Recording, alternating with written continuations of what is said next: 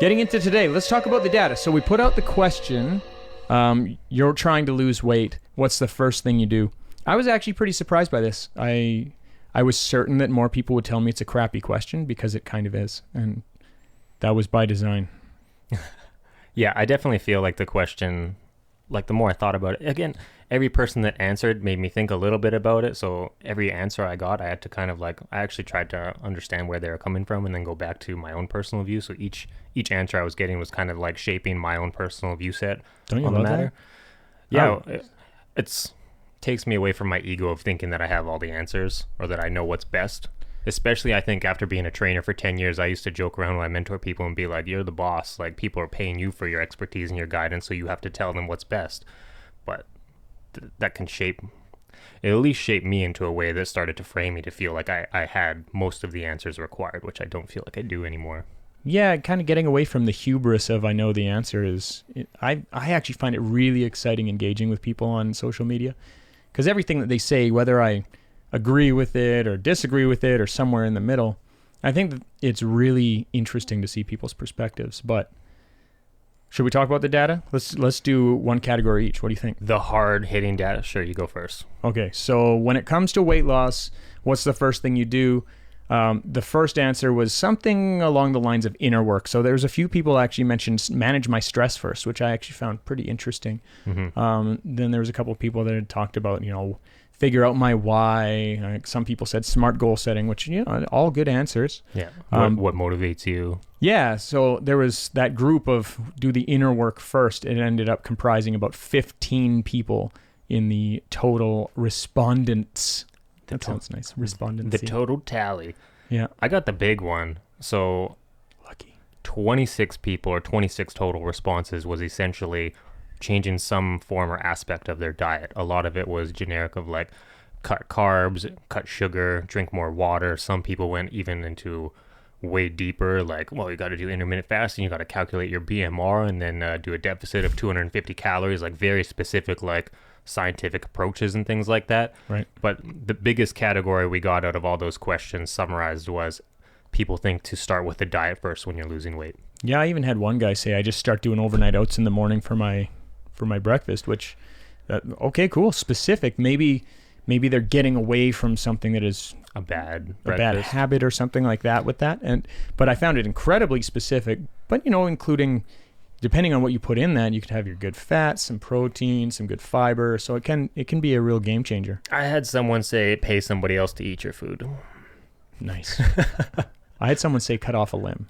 Yeah, so because you'd lose weight fast. Those are definitely strategies you can approach, but next commitment. Next category. Okay, so the third one was people that thought exercise first. I thought this would comprise a much larger portion of the respondents, but it ended up just being 10 people.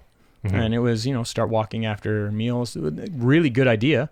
Walking after meals limits the amount of insulin response and helps aid digestion and a variety of good things, but I thought there would be much more people on the side of exercise. We can discuss that when we get into our own thoughts. I personally, I thought more people were going to be on the form of exercise. And my argument for that, especially when I first answered the question, my viewpoint at the start, like I said, it shaped and changed as I went down the road.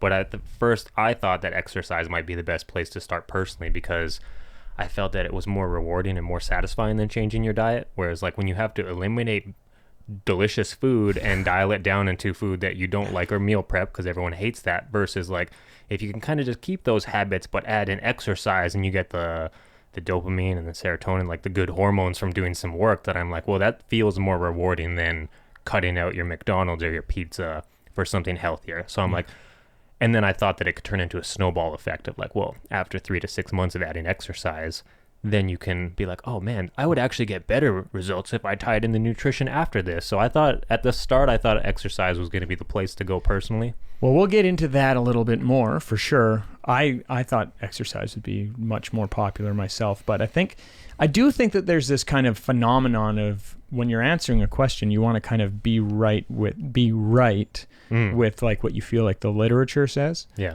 And, yeah, we'll get into that later, but yeah, I think there is part of that. And then the last thing was hire somebody. Hire a professional. Yeah. 4 people said that they should hire somebody, whether that was a personal trainer or a nutritionist or support, whatever. I was happy. I was encouraged to see that somebody thought of that. Mm-hmm. Like being my job, I was encouraged that people see value in that. Yeah, for sure. So, but yeah, so in total, what do we have? We have 40, 50, 55 people that we were actually able to categorize. There was a few that we couldn't categorize. Yeah. But and then to that point, a lot of answers were multiple answers. So we asked, like, what's the one thing that you can do to change like your weight loss journey? And people were like, this, that. It was like a bundle of information. Like, well, you got to cut sugar and drink water, and you got to exercise, and you can do intermittent fasting, and like, I'm going to do a cleanse. Like, the answers started to compound. Yeah. And that's not one thing that you could do to change. Well, I think that analysis paralysis is something that everybody deals with. Maybe not everybody, but a lot of people. Let's say a lot of people. Mm-hmm. And the whole analysis paralysis thing is you take a task that you're trying to do and it gets to explode to be something so intricate that it doesn't get done because it's such a big undertaking. Mm-hmm. I think that's a huge issue with habit forming, which is, it was interesting for me to see. I think it was about probably 40% of people said more than one thing, would you say? At least. Yeah, we could have tallied it, but we didn't. To go hand in hand with analysis paralysis, to me, is also an all or nothing mentality. People want the perfect program. They don't want to do a mediocre program. So they're like, oh, well, what's the best program? What's the best diet? What's the best way to approach my nutrition? What's the best strategy? Keto, intermittent fasting. And they only they'll put everything on freeze. Oh, I had a bad weekend. I'll start again on Monday. I'm going to eat this whole cake. Yeah, because I'm going to start fresh on Monday. So the all or nothing mentality paired with analysis paralysis creates a lot of resistance. Lucas does the all or nothing thing. If he has an accident, he almost never has accidents. But if he does, one accident in a day, he'll have like 3 more. Really? I'm like, come on, man, at least try. He's like the day's over. No, seriously, he does it. At 3 years old, he does that. It's crazy.